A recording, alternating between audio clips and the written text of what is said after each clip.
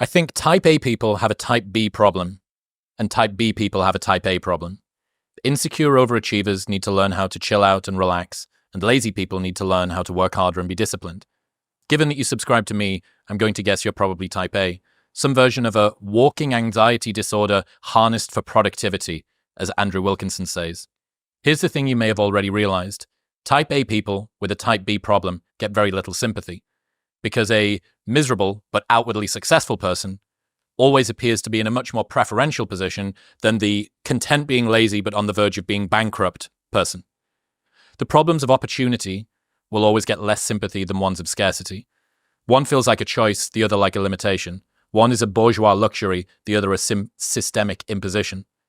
I need someone to teach me how to be disciplined and work harder feels noble and upward aiming and charitable. I need someone to teach me how to switch off and relax feels dopaminergic and addicted and transactional and opulent. Every underdog movie ever has a training montage of someone working their life out by working harder. None included a guy learning how to log out of Slack at 6 p.m. or finally enjoy a beach holiday. So yes, type A people may have objectively better lives, but subjectively, they're ravaged by the sense that they've never done enough. They wake up every morning feeling as if they've already fallen behind, and only if they dominate their entire day flawlessly will they have dragged themselves back up to some minimum level of acceptable output, which means they can go to sleep that night without feeling like they've wasted it. Congratulations, you might be very successful, but you might also be very miserable.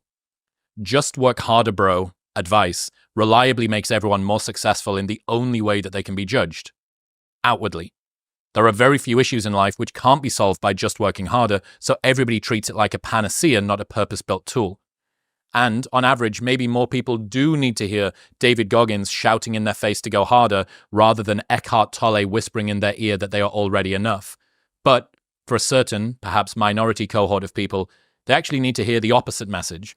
We need a parasympathetic Goggins. Who's going to carry the TV remote and the cigars? Hashtag rest harder than me. Type B problems are just as tough as type A ones, but they require a much less sexy solution: peace, one that you can't achieve by just working harder.